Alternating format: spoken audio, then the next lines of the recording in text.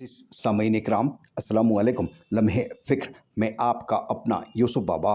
आज का उन्वान कौम का आखिरी गुनाह। इंसानी माशरा एक ऐसा निज़ाम ज़िंदगी पैदा करता है जिसमें बेहतरीन इंसानों को तख्लीक होती है और बदतरीन इंसान भी। कौम के रहनुमाओं, दानिशवरों और चंदे खोर मदरसे के मालिकीन पर लाज़मी है कि वो इंसानी निज़ाम माशरत के हरकत व अमल और बदलते हुए पहलुओं पर कड़ी निगाह रखें। वो कौम के रहनुमा और दानिशवर हैं। कौम को किन उमूर से बचाना और किन उमूर की तरफ राग़िब करना है, ये उनकी ज़िम्मेदारी ही नहीं बल्कि फ़र्ज़ भी है। कौम को किन खतूत पर चलाना है, ये वही तय करेंगे। कौम के उलमा और दानिशवरान कौम की कश्ती के नाखुदा होते हैं। वो चाहें तो कौम की डूबती हुई कश्ती को किनारे पर ले आएँ और ना चाहें तो कश्ती तो डूब ही जा रही है। वो खलीफतुल्लाह फिल अर्ज़ और नायब रसूल हैं, जैसा कि वो ख़ुद मानते और ऐलान करते हैं।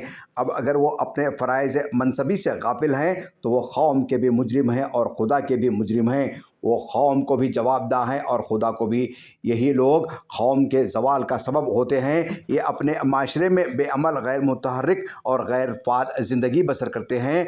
अपनी और अपनी औबाश औलादों के मुस्तक़बिल की फ़िक्र करते हैं। कौम को शैतानों और खूनी भेड़ियों के हवाले कर देते हैं। माशरे में फैलती हुई बुराइयों से चश्मपोशी किसी कौम का आखिरी गुनाह होती है। तबाही और बर्बादी उसका मुक़द्दर बन जाती है।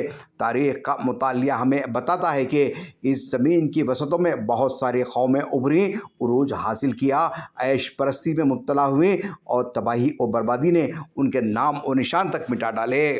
दरअसल बुराइयाँ छूत की मौजी और महलिक बीमारियों की तरह होती है। गैर महसूस तरीक़े से माशरे में अंदर ही अंदर परवरिश पाती और नशोनुमा हासिल करती है। चूँकि इंसान को तसल्ली नफ्स का सामान फराहम करती और वक्ती लज़्ज़तों से हमकिनार करती हैं, इसलिए उनके ख़ात्मे के लिए पेशबंदी की तरफ तवज्जो नहीं हो पाती और क़स्दन भी नज़रअंदाज किया जाता है। सबसे पहले माशरे का दौलतमंद तबका उन्हें अपनाता और गले लगाता है। इब्तिदा में पोशीदा तरीक़े पर आला तबक़े में राइज होती हैं, लेकिन जब आहिस्ता आहिस्ता उनके तबाहकुन असरात का एहसास कम हो जाता है या जब कसरत गुनाह से एहसास गुनाह ख़त्म हो जाता है तो ये बुराइयाँ पर्दों से बाहर निकल आती हैं। चूँकि माशरे में आला तबक़े के अफ़आल भी आला तबक़े से अदना और मुतवस्सित तबक़ों में चले आते हैं। चुनांचे जिस तरह छोटे लोग हर मामले में बड़े लोगों का इत्तिबा करते हैं, इसी तरह बुराइयों को भी ये लोग राइज कर लेते हैं। दौलतमंद तबक़े में उन बुराइयों का इन्सात जिस कदर आसानी से होता है, छोटे तबक़ों में उतना ही मुश्किल और कभी नामुमकिन भी होता है। बग़ैर किसी रोक टोक और दुश्वारी के ये बुराइयाँ माशरे में नशोनुमा पाती रहती हैं। रफ्ता रफ्ता उनका दायरा वसी से वसी तर हो जाता है, जिसका नतीजा ये होता है कि उनकी जड़ें बहुत गहराई तक पैवस्त हो जाती हैं और अपने तबाहकुन असरात फैलाती रहती हैं। ज़ाहिर है कि ऐसे माशरे और कौम का अंजाम निहायत ही इबरतनाक होगा। कौम के अफराद जब माशरे की बुराइयों से निगाहें बचाने लगते हैं और उनके इन्सात का जज्बा पैदा नहीं होता तो बचे कुचे साले अनासिर कमज़ोर और बेजान हो जाते हैं। चूँकि किसी तरफ से उन्हें ताकत नहीं मिल पाती, इसलिए गुनाह के मुकाबले में उनकी क़ुव्वत मदाफ़त बेकार हो जाती है। ये वो आखिरी गुनाह है जिसे हम कौम की तबाही और बर्बादी की शुरुआत कह सकते हैं।